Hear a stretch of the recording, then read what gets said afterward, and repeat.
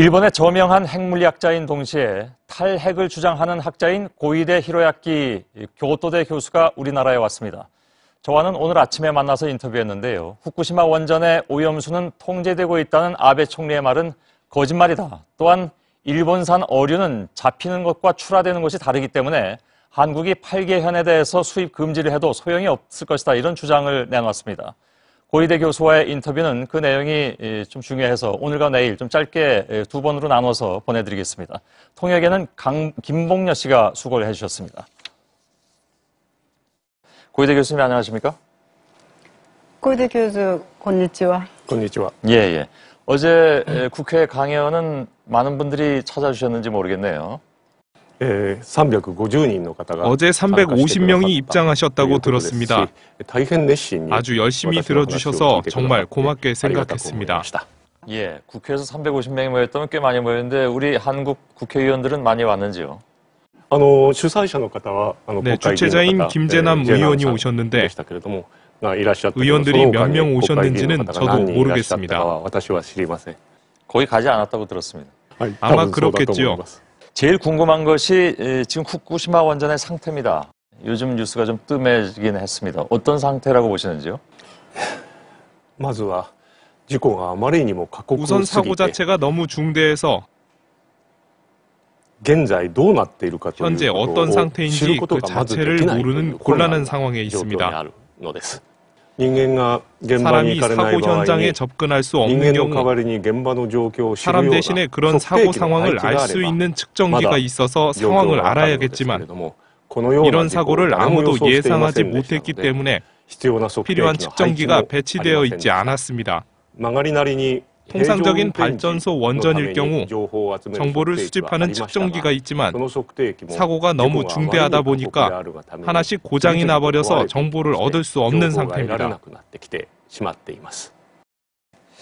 글쎄, 저희가 알았던 것보다 훨씬 더 좀 심각한 상황인 것 같습니다. 근데 당시에 원자로 노심이 완전히 녹아내렸는데 사고 현장에서 아예 사람들이 접근할 수 없기 때문에 그 잔해도 어디 있는지 모른다라고 말씀하신 걸로 알고 있습니다. 이건 어떤 얘기입니까?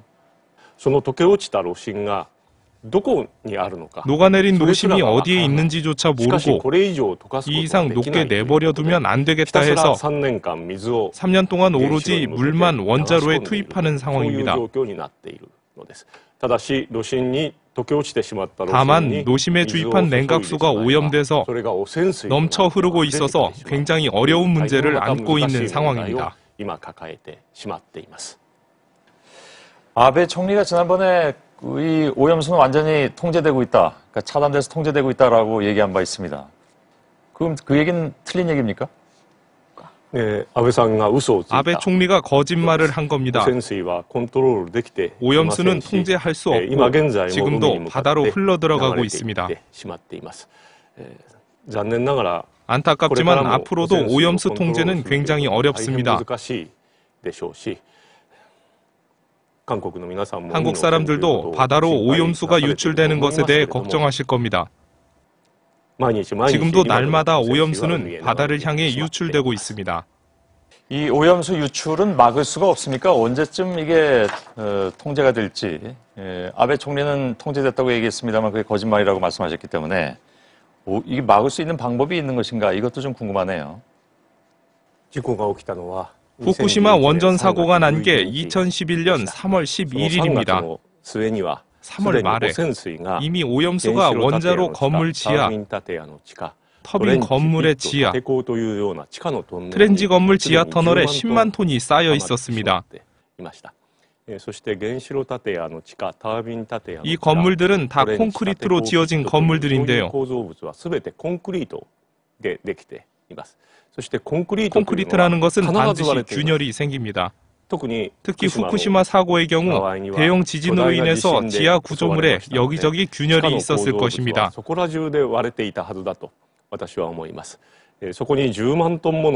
10만 톤이나 오염수가 담겨 있었던 거죠.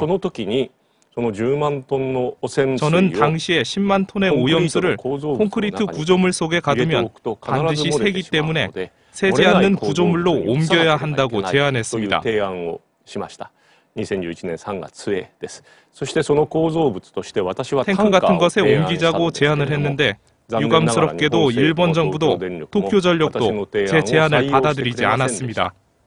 저 탱크에서도 오염수 유출이 앞으로 계속 일어날 것이고 그래서 완전하게 오염수 유출을 막는 것은 일단은 불가능할 거라고 저는 보고 있습니다. 상당히 오랜 기간이 걸린다 이런 말씀이신데 사실 우리 한국 사람들은 일본 수산물에 대한 공포심이 있습니다. 정부에서는 지금 8개 현 정도의 수산물은 수입하고 있지 않습니다만은 과연 그것으로 충분한가 하는 의구심도 들고 어떻게 보십니까 이 문제는? 한국의 제도가 어떤지 잘 모르겠습니다만 일본의 경우 예를 들어 후쿠시마 근해에서 잡은 수산물이라 하더라도 시모노세키에서 출하하게 되면 시모노세키산이 됩니다. 한국이 후쿠시마 인근에 8개 현의 수산물을 규제한다고 하셨는데 저는 지금 이 사실도 처음 알았는데요. 8개 현에서 잡은 것을 다른 지역에서 생선을 출하할 수도 있기 때문에 8개 현 수산물 수입만 금지한다고 해서 안전하다고는 생각하지 않는 게 좋겠습니다. 이건 저희들도 사실 처음 하는 얘기인데요. 그러니까 문제가 된 우리가 맡고 있는 8개 현에서 잡은 물고기라 하더라도 그 8개 현을 제외한 다른 현에서 출하하면 거기 것이 되기 때문에 막을 수가 없다. 이건 저희 정부 쪽에 좀 더 확인을 해봐야 될 문제인 것 같습니다. 그러면 일본 사람들은 어떻게 수산물을 먹고 있습니까? 산지 확인을 할 수가 없습니다. 아까 말씀드렸듯이 수산물은 출하한 곳이 산지가 되기 때문에 어떤 수산물이 안전한지 혹은 어떤 수산물이 위험한 것 같은지 일본인 스스로도 잘 몰라서 고뇌하고 있습니다. 예, 오늘은 여기까지입니다. 일본 국민들의 수산물에 대한 고민이 여실히 드러나는데요. 내일 이 수산물 문제와 함께 그에 못지않게 심각한 대기 오염 문제에 대한 고이대 교수의 증언을 마저 보내드리겠습니다. 후쿠시마 원전의 오염수가 완전 통제되고 있다는 아베 총리의 말은 거짓말이다. 일본산 어류는 잡히는 곳과 출하되는 곳이 다르기 때문에 8개 현에 대한 한국 정부의 수입 금지 조치는 안전하지 않다. 어제 일본의 저명한 핵물리학자인 고이대 히로아키 교수가 출연해서 한 말이었습니다. 그 파장이 매우 컸습니다. 그러나 아직 전해드리지 못한 말도 있습니다. 수산물뿐 아니라 대기 중 방사능 때문에라도 일본의 일부 지역을 빼고는 여행하지 않는 것이 좋다는 건데요. 오늘 어제에 이어서 두 번째로 인터뷰 내용을 방송해드리겠습니다. 일본 정부에서 그걸 통제하지 않습니까? 예를 들어서 위험 지역에서 잡은 물고기는 다른 현에 갔다가 출하할 수 없다라든가 이런 규정 같은 게 없나요? 물론 후쿠시마 원자력 발전소 근해가 고농도로 오염되어 있습니다. 이 지역은 어업이 금지되고 있는데요. 하지만 정부가 금지한 구역을 벗어나면 기존의 방식대로 어업을 하고 있습니다. 즉 수산물을 출하한 곳을 산지로 하는 방식은 이전과 전혀 달라진 게 없습니다. 정부가 규제하고 있지 않는 수산물에 대해서는 통제되고 있지 않습니다. 그러면 예를 들어서 일본을 방문하려는 사람들도 좀 요즘 걱정을 많이 하고들 하는데 교수님께서는 일본 여행 자체를 좀 자제했으면 좋겠다라는 생각이신가요? 상황이 그 정도라면? 대기 중으로 방출된 방사성 물질 중에 가장 위험하다고 보는 것이 세슘 137이라는 물질입니다. 일본 정부의 보고에 따르면 히로시마 원폭대의 168배에 해당하는 세슘 137이 대기 중으로 방출됐다고 합니다. 그 방출된 물질이 동북 지역과 관동 지역에 아주 광대한 지역으로 날아가 낙진이 되었는데요.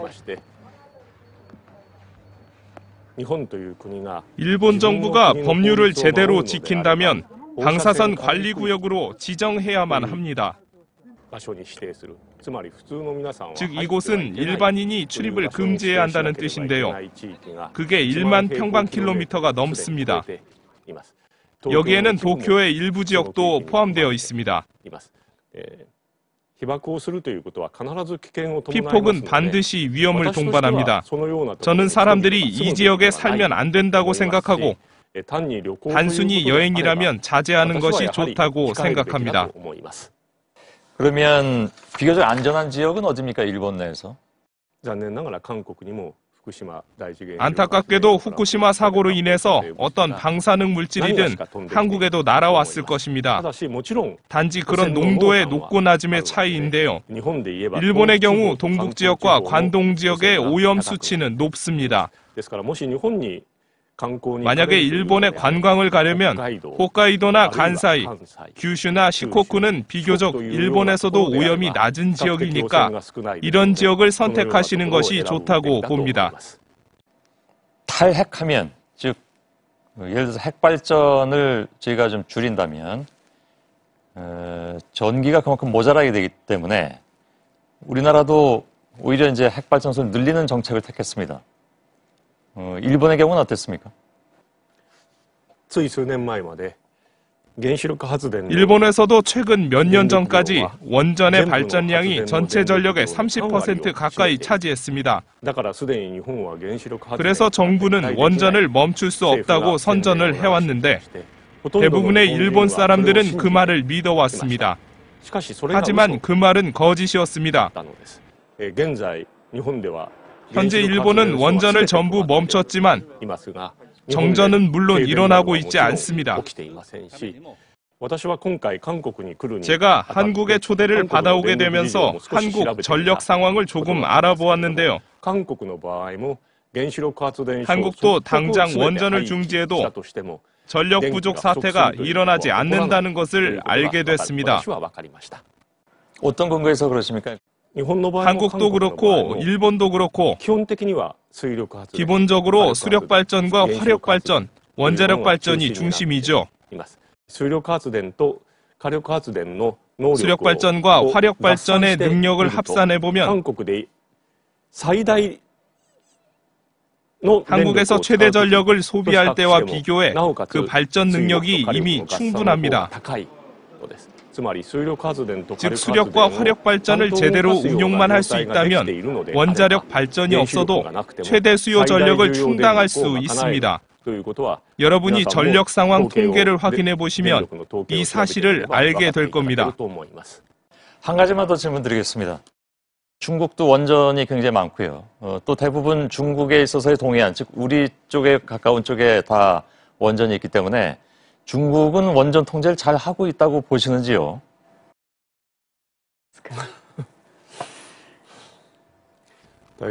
아주 어려운 질문이네요.